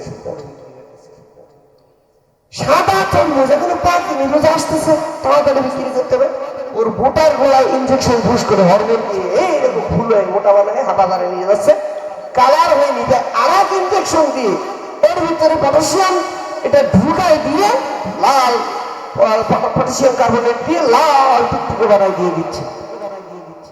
22 দিন বয়সে আনারসে হরমোন স্প্রে করে এইরকম মোটা এরকম পালিশের মতন বড় বানায় দিচ্ছে। আগে যদি 3 বাড়ি ওই বছর এখানে একটু আনারস কাটতো, তার ঘ্রাণে 3 বাড়ির লোক ঠিক পেত জন্য আনারস কেটেছে। আর এখন আনারস ব্লেন্ডারে ব্লেন্ড করে সুইচ বানায় নাকের ভিতরে বদনাই করে ঢেলে দিল, ঘ্রাণের বালাই নেই। এই যেগুলো আমরা করতেছি মানবতা বিধ্বংসী কাজ, এ আমাদের আমল নামে যোগ হবে নাকি ফেরেশতারা এগুলো বাদশা দিয়ে খালি নামাজ পড়া, রোজা রাখা, হজ করা, যাকাত এগুলো লিখবে? সব হবে, যোগ হবে। তো আল্লাহ তাআলা বলছেন, যদি তুমি ইমানদার হয়ে থাকো, তোমার ভিতরে যদি আমার ভীতি কাজ করে, তাহলে সচেতনতার সাথে আগামীকালের যে সঞ্চয় সেইটা গুছাও। ওইটা গুছাতে যে তুমি যদি সজাগ সচেতন না হও, তাহলে আমার কাছে আসলে ধরা হয়ে যাবা। রবি শস্যগুলো ঘরে উঠে গেছে, ধান কারো পেকেছে, কেউ আবার নতুন করে লাগিয়েছে, তাই না? এলাকা ধানের মাঠের ধান পাকা ধান উঠে আনার পরে এক পশলা বৃষ্টি হয়েছে, ধান ভিজে যাবে কিনা? যাবে। হয়েছে 10-12 মণ, 50 মণ। এই ধানটা যদি বৃষ্টিতে ভিজে যায়, সচেতন সজাগ চাষি গৃহস্থ হলে পরে উঠানে শুকায় শুকায় আবার ঠনঠনে করে তারপরে বস্তাবন্দি রিজার্ভ করবে, ঠিক কিনা? কিন্তু আপনি যদি কাঁচা ধান বস্তায় ভরে ভরে মুখ বেঁধে রেখে দেন, কি হবে? গুনে যাবে, ধান গাছ গজায় যাবে। 1.5 মাস পরে যদি আপনি ওই ধান বিক্রির জন্য বের করেন, কোনো পাগলেও কিনবে নাকি? কারণ চাল নিয়ে পুষে গেছে। ধান তো শক্ত জিনিস, যদি সরিষা ভিজে বস্তাবন্দি করেন তো কি হবে? সব গাছ হয়ে শাক খাওয়া যাবে, তেল আরো দিয়ে খাওয়া লাগবে না। ঠিক তো আমার কথা বুঝতেছেন? বিষয়টা আমি বোঝাতে চাচ্ছি, আপনার আমল অনেক ভালো কাজ করেন, কিন্তু বিবাদযুক্ত শিরযুক্ত ঈমান নবীর তরিকায় আমলটা হয়নি। তাহলে এই অঢেল সম্পত্তি, এই যে সোনা দানা, এই ধান সরিষা যা গুছালেন, এটা ড্যাম ভেজা বস্তাবন্দি করেছেন, একসময় পচে নষ্ট হয়ে যাবে। আপনার অতি 2 নয়ের উপকার হবে না। অনুরূপ আমল নামায় নেকি থাকবে অনেক, কিন্তু আকীদা আপনার শিরক বিদআত যুক্ত, দেখা যাবে যে কিয়ামতের দিন যে দেখতেছেন যে ওই আমল টামল শুদ্ধ জাহান্নামে যাওয়া লাগছে, মুসিবত হয়ে যাবে কিনা? আল্লাহ রাব্বুল আলামিন কোন দিনের সঞ্চয় করতে বলেছেন, সেই দিনটার ব্যাপারে আপনার যদি স্বচ্ছ ধারণা থাকে, তাহলে ওই দিনের সামানা গুছাতে আপনি আরো সজাগ হতে পারবেন। বুঝেছেন বিষয়টা? মনে করেন আপনার ছেলে হাই স্কুলে বা প্রাইমারিতে পড়ে বা মাদ্রাসায় পড়ে 7-8, দুপুরে টিফিনের 10 মিনিট 20 মিনিট আগে ওর আম্মুকে ফোন দিয়ে বলছে, আম্মু আমার 2 জন বন্ধু সহ আমরা টিফিনে বাড়িতে আসতেছি, কিন্তু ওর মা বলবে তাই অসুবিধা নেই। ওর মা কি করবে, যে ছেলের 2 জন বন্ধু আসতেছে, সর্বোচ্চ একটু ফল ফলাদি ঘরে থাকলে কেটে রাখবে, অথবা ডিম ভেঙে দিয়ে একটু নুডলস রান্না করবে। এর বেশি কি প্রস্তুতি নেওয়ার দরকার হবে তার? 10 মিনিটের জন্য টিফিনে আসতেছে 2 ছোট ছোট বাচ্চা। আচ্ছা বলুন তো, এই যে ফোন করে যদি আপনার মেয়ের শ্বশুর, মানে আপনার বিয়াই ফোন করে বলে যে আমি আপনাদের বাড়িতে আজকে দুপুরে খাবো, আর বিয়াই হলো এলাকার চেয়ারম্যান, আর জামাই হলো বিসিএস ক্যাডার, বছরে 2-1বারও আসে না, হঠাৎ করে যদি বলে যে আমরা আসতেছি দুপুরে খাবো, তখন কি নুডলস দিয়ে বিদায় দেওয়া যাবে? মেহমান কি করতে হবে? ভালো ভালো ভিআইপি খাবার, ফকিরাটের মিষ্টি, এরপরে মুরগি, পুকুরের মাছ আছে, তাড়াতাড়ি করে সুদে টাকা নিয়ে হলো বিসিএস ক্যাডার জামাই আর তার বাপ চেয়ারম্যান শ্বশুর, এদের জন্য খাবার রেডি করা লাগবে, ঠিক না? নাহলে মেয়েটা আঙ্গুল তুলে কথা বললো, তোমার বাপের বাড়ি গেছিলাম 1 বছর পরে, তো এই খাওয়াইছে। আমার বন্ধুরা, যাত্রা যদি দূরের হয় তাহলে বাহনটা টেকসই হওয়া লাগে কিনা? যাবেন আপনি ফকিরাট, অথবা হেঁটে গেলেও যাওয়া যায়, একটু দেরি লাগবে, কিন্তু গন্তব্য যদি ঢাকা হয়, আর বাহন যদি একখানা বাইসাইকেল হয়, যাতে বিগত 7 বছর হাওয়া দেওয়া হয়নি, সেম পরে প্রতি 12 হাতের মাথায় একবার করে, ওই বাহন নিয়ে কি ঢাকা যাওয়ার ঝুঁকি নেবে নাকি? আল্লাহ তাআলা আগামীকালের সঞ্চয় মানে কিয়ামত বুঝিয়েছেন। কিয়ামতটা কত ভয়ানক, জায়গাটা কত কঠিন, সময়টা কত কঠিন, এটা যদি জানতে পারেন তাহলে যাওয়ার আগে সামানা বাহন ওই রকম রেডি করা যাবে।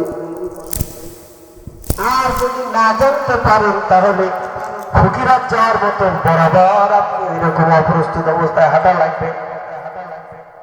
পৃথিবীর মানুষদের দিকে লক্ষ্য করবেন, যারা পরকালের ধারণা রাখে তাদের আমল কত সুন্দর, আর পরকালের বিশ্বাস বা ধারণা যাদের নাই তাদের আমলও ওই রকম বেখবর।